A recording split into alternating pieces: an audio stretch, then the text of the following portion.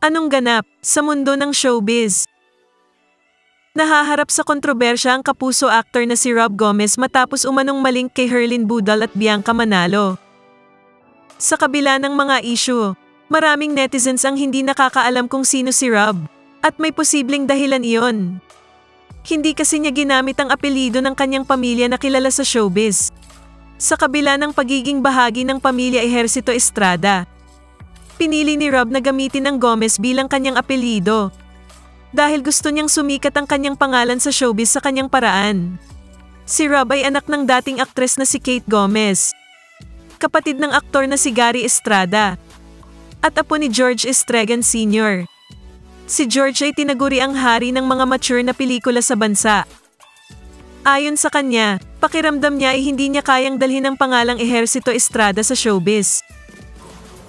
I will not and I cannot live up to their names. Lalo na him, he's a very, very great actor. Nunal sa Tubig po, napanood niyo na po ba yun? Sobrang galing ba? Pero po siya. Pero sobrang galing, ang galing po, ibang klase po. As in, kinikilabutan po, hindi ko po siya nakilala. Talaga, sa pinanood mo siya, pinanood mo. Pinakakal ko siya. Pati po yung mga tiyuhin ko, si Tito Gary po, napakagaling din po. Aktor, malayo. Although I want to be, I would want to be there one day. But, you know, just being in their shadow and, you know, learning from them.